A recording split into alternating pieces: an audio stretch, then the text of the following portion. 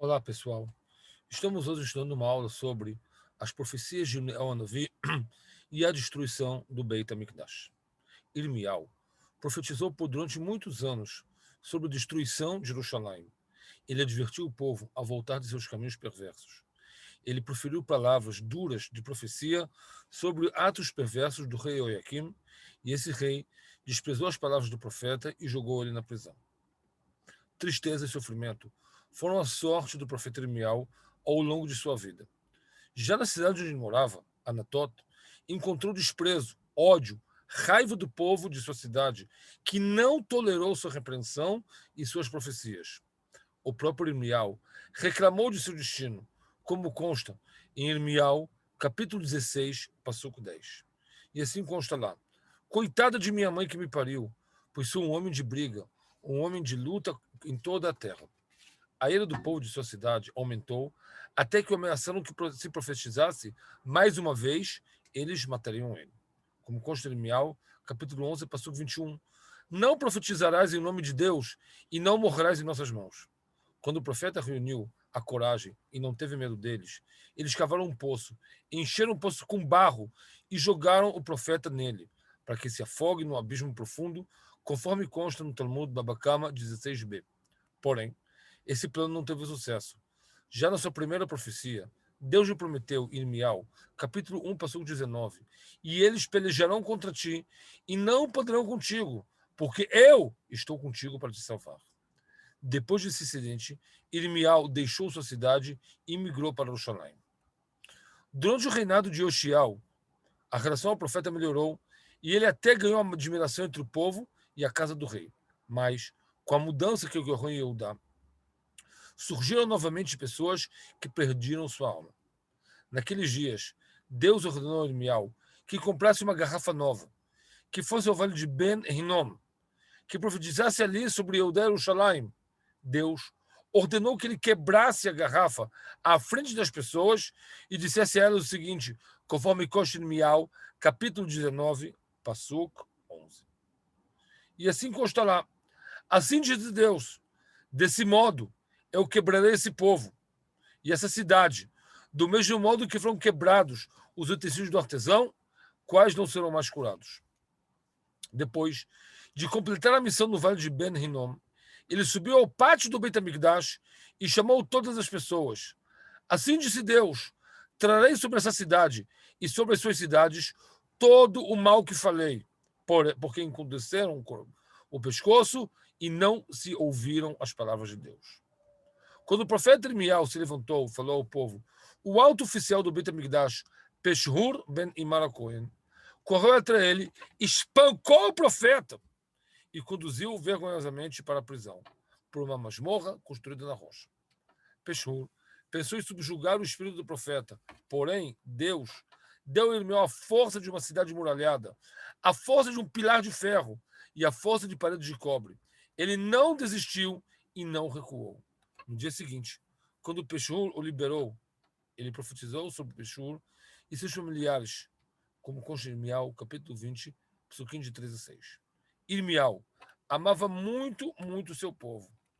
As más profecias e duras repreensões lhe causaram grande angústia e desgosto, mas a profecia queimou em seu coração como um fogo ardente. Ele não poderia detê-la em seu meio, mesmo se tivesse pedido permissão para conquistar sua profecia. Na amargura de seu coração, o profeta amaldiçoou o dia de seu nascimento. Mesmo após a morte do profeta Uriel, Irmial não recuou e apareceu no pátio do Beit HaMikdash, que na época era o centro dos falsos profetas. Ele profetizou lá sobre a destruição do templo, dizendo: assim disse Deus, se não me derdes ouvidos para andar na doutrina que vos propus, para ouvir as palavras dos servos, dos profetas que vos envio, eu darei essa casa como uma maldição, como consta em Irmial, capítulo 26, Psuquim de 6 a 7.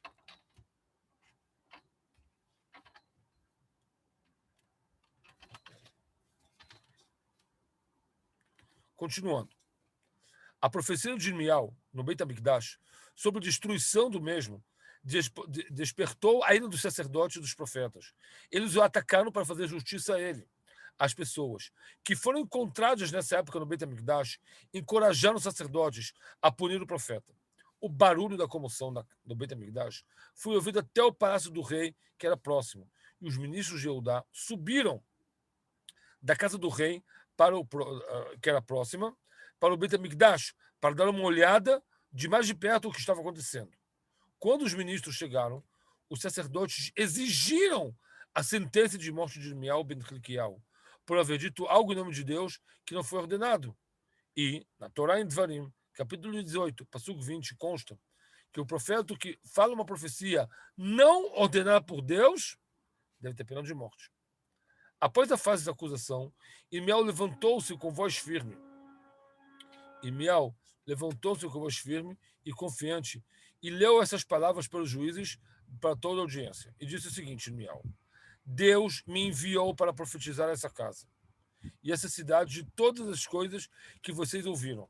E agora, melhorem seus modos e suas ações e ouçam de Deus, e ele voltará do mal que falou contra vocês. Eu estarei aqui a vossas posições. Façam comigo o bem, o correto a vossos olhos, mas saibam que se vocês me matarem, vocês serão cobrados pelo sangue limpo derramado nessa cidade e seus habitantes. Porque, em verdade, Deus me enviou para falar aos teus ouvidos todas essas palavras, conforme consta em Mial, capítulo 26, versículo de 12 a 15. O ministro Ahikam ben Shaphan influenciou os outros ministros a não deixar Irmial nas mãos do povo para matá-lo. Irmial escapou daqueles que procuravam sua vida, pois Deus estava com ele para salvá-lo, como foi dito. No quarto ano de Joaquim, um poderoso rei iniciou seu reinado na Babilônia, Nabucodonosor. Mesmo antes do reinado de Nabucodonosor na Babilônia, Irmial já havia profetizado que Nabucodonosor reinaria e que Deus concederia a ele um grande reino, um governo sem limites, conforme consta no profeta Irmial, capítulo 24, versículo de 4 a 7. Okay. No primeiro ano do reinado de Nabucodonosor sobre a Babilônia, o povo de Israel foi sentenciado ao exílio de sua terra. Irmial teve uma profecia sobre isso e saiu às ruas de Jerusalém, avisando ao povo, conforme consta no profeta Irmial, capítulo 25, versículo de 3 a 11. Embora a sentença já havia sido decretada, Irmial esperava que o povo melhorasse e que sua raiva voltasse deles. Ele tentou incitar o coração das pessoas para tchuvá, para arrependimento, mas o rei Jehoiakim prendeu Irmial na cadeia por causa das profecias calamitosas que profetizou sobre Eudá e porque predisse em suas profecias o fim do desprezo pelo próprio rei Jehoiakim. Conforme consta no profeta Irmial, capítulo 22, versículo 19. E lá consta assim: será enterrado como um jumento, de pé e não deitado, e será levado e lançado fora as portas de Jerusalém. Deus disse a Irmial, numa profecia, que escrevesse a profecia num rolo de pergaminho, que com isso talvez o povo volte de seu mau caminho. Ele chamou seu discípulo, Baruch ben Neriah, para que escrevesse essa profecia, que é conhecida como Megilat Eira, que nós lemos na noite de Tisha B'Av. O pergaminho contém uma profecia dura e amarga sobre a cidade e o templo. Irmial ordenou ao seu discípulo que guarde esse rolo de pergaminho para ser lido perante o povo no dia que resolvessem jejuar e rezar pelos pecados cometidos. Que talvez, ao escutarem essas profecias, abandonem seus pecados e voltem de chuva, e desse modo Deus não destruiria o Beit HaMikdash. Esses foram os primeiros dias das viagens de conquista de Nabucodonosor. Uma rede de terras, conquistar povos. Suas tropas eram terríveis. Seus cavalos são tigres leves e os cavaleiros mais rápidos que as águias. Como consta no profeta Habacuque, capítulo 1. Um grande temor caiu sobre os habitantes de Eudá. No mês de Kislev, os anciãos convocaram uma reunião no Beit HaMikdash e consagraram o dia do jejum, e todas as pessoas que estavam em Jerusalém e na cidade de Eudá se reuniram para orar e gritar. Naquele encontro, Baruch ben Neriah se pôs à porta de um dos portões do Beit HaMikdash e leu aos ouvidos do povo o livro das Lamentações, Megilat Eira, que havia escrito segundo a ordem de Irmial. E aconteceu que, quando Michial, filho do escriba do rei, Gemariel ben Shafan, que era irmão do ministro Ahikam ben Shafan, ouviu todas as palavras de Michial e teve muito temor. Correu para a câmara do escriba, no palácio do rei, onde todos os ministros estavam reunidos, e contou a eles tudo o que ouviu de Baruch ben Neriah. Os ministros do rei Joaquim temeram muito a Deus, porém, sem influência de desviar o rei do seu mau caminho. Sem influência de desviar o rei do seu mau caminho. E os ministros mandaram trazer a Baruch com um livro que ele leu aos ouvidos do povo. E Baruch ben Neriah tomou o rolo em sua mão e foi o escritor do escriba. Todos os ministros disseram: sente agora e ouviremos. E Baruch leu o livro em seus ouvidos. Um grande medo caiu sobre eles. Vamos contar ao rei e contar-lhe todas essas coisas? Talvez ele dobre seu coração e se integre a Deus. Então a raiva retornará. Os ministros temiam que aumentasse a ira do rei contra Irmial e Baruch ben Neriah. Portanto, aconselharam que juntos, na mesma prisão, deviam sentar e então levariam o livro ao rei. Os ministros foram ao rei e disseram a ele: olha, ouvimos mais notícias e mais notícias amargas. E quem sabe qual é o nosso destino? O rei perguntou: quem disse tal notícia? Os ministros contaram ao rei coisas do livro que ele havia lido em seus ouvidos. O rei mandou trazer o pergaminho e o rei se sentou no seu trono, na casa de inverno, e todos os ministros ficaram ao seu redor. Um judeu trouxe o livro e leu aos ouvidos do rei, aos ouvidos dos ministros, a seguinte passagem da Megilat Eicha. Como ficou sozinha a cidade do meu grande povo? Ela parecia uma viúva, era engrandecida entre as nações, ministra de povos da terra.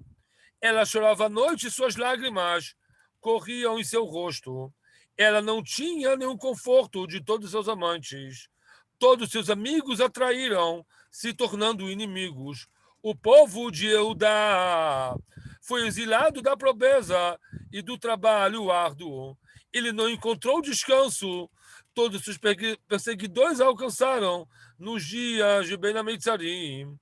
Os caminhos de Zion estão enlutados, sem os visitantes das festas. Todos seus portões estão desolados. Seus sacerdotes suspiram, suas virgens choram, e ela é amarga com ela. Assim leu Baruch ben Neriah. O rei ouviu as palavras e deu uma gargalhada zombeteira, encheu sua boca. O que importa isso para mim? Será que Eudá seja miserável? Que dê seus filhos no exílio? Que chorem? Que os sacerdotes suspirem? Que não subam no Jerusalém? Enquanto eu for o rei, eu não me importo de nada. O rei parou, agarrou o pergaminho, cortou em pedaços e jogou no fogo. Imediatamente, o rei mandou seus servos trazer Irmial e Baruch ben Neriah diante deles para fazer justiça. Os escravos os procuraram e não os encontraram, pois Deus escondeu o profeta e seus discípulos de seus olhos. Depois dessas coisas, houve a profecia de Deus para Irmial, em Irmial 36, versículo 29 a 31, que pelo fato de Joaquim haver jogado o pergaminho ao fogo, ele não teria herdeiro ao trono dos descendentes de Davi, e seu defunto estaria jogado. Irmial pegou outro rolo e deu para Baruch ben Neriah o escriba. E ele escreveu, escudando de Irmial, todas as palavras exatas que estavam no livro de Eicha queimado por Jeoaquim, sendo que Irmial acrescentou mais capítulos a ele. Infelizmente, todas as previsões sombrias escritas no livro das Lamentações, na Megilat Eicha, foram cumpridas. Nabucodonosor executou o julgamento contra Joaquim e, após a execução da cruel sentença, fez Jeconiah, o filho de Joaquim, como rei. Menos de 3 meses se passaram. Nabucodonosor voltou a Jerusalém, saqueou os tesouros do Beit HaMikdash e os tesouros da casa do rei. Levou cativos os líderes da nação e os eruditos da geração e foi levado à Babilônia. Ele nomeou Tzidkiel como rei de Eudá, alertando: tome cuidado e não se rebele contra mim. Apesar do juramento, Tzidkiel se rebelou contra o rei da Babilônia, quando Nabucodonosor soube que Tzidkiau havia se rebelado contra ele, decidiu subir com seu exército contra a cidade. No 9º ano do reinado de Tzidkiau, no 10º dia de Tevet, o cerco a Jerusalém começou. A Sarab Tevet. O cerco durou 3 anos e meio. Nabucodonosor nomeou seu comandante, Nebuzaradan, como encarregado da conquista de Jerusalém. O próprio Nabucodonosor teve medo de lutar, pois se lembrou do que o Deus havia feito a Sanherib, o rei da Síria, quando ele oprimiu Jerusalém nos dias de Hizquiyahu, rei de Eudá. Houve uma grande fome em Jerusalém. Pessoas morrendo de fome e de sede foram jogadas para fora. Ninguém teve forças para enterrar os mortos. Mesmo aqueles que ainda não haviam morrido de fome, caminhavam pela cidade como sombras humanas, vasculhando o lixo em busca de comida. Por 3 anos e meio, Nebuzaradan não conseguiu romper as muralhas da cidade. Todos os machados de ferro fundido foram quebrados. Os portões permaneceram firmes em sua posição. Nebuzaradan começou a temer pela santidade do lugar e quis voltar atrás, recuar.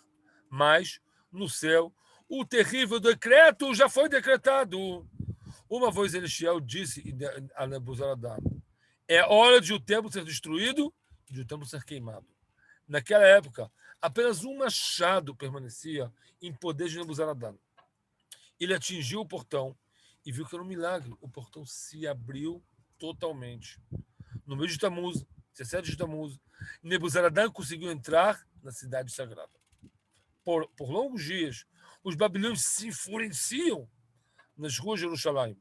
Toda sua ira e insulto no cerco prolongado que consumiram os habitantes da cidade com fome. A ira dos babilônios foi especialmente despertada quando souberam que o rei Tzidkiau havia desaparecido e com ele todos os membros de sua casa. Naquela época, Tzidkiau fugiu para uma caverna subterrânea que levava às estepes de Jericó. Mas Deus fez com que os soldados babilônicos perseguissem um cervo, um veado, para sua caça. O veado chegou até a entrada da caverna, que estava bem camuflada. Para surpresa dos soldados, ninguém, menos que Tzidkiau, saiu diretamente da caverna e depois veio a sua família. Os babilônicos furaram os olhos e levaram ele para a Babilônia. Os guerreiros babilônios tentaram invadir o templo. Centenas de machados de ferro foram quebrados, mas o portão do Beit HaMikdash permaneceu intacto. Nebuzaradan ficou horrorizado com o milagre de que decidiu recuar. Um dos seus soldados aconselhou espirrar o sangue de um porco, de um suíno, nas muralhas do Beit HaMikdash. E quando a santidade desaparecesse, eles poderiam entrar no Beit HaMikdash. No mês de Av, no 7º dia do mês, Nebuzaradan entrou no Kodesh Kodashim. Ele não hesitou em matar muitas pessoas no lugar sagrado. O sangue dos mortos foi espalhado na poça de sangue que borbulhava no chão do Beit HaMikdash por muitos anos. Foi o sangue de Zechariah, filho de Jehoiada Cohen, que advertiu o povo para que não ajoelhassem ao rei Yoash. Zechariah foi apedrejado por ordem do rei Yoash. Esse pecado de matar um sacerdote e um profeta na casa de Deus foi especialmente severo.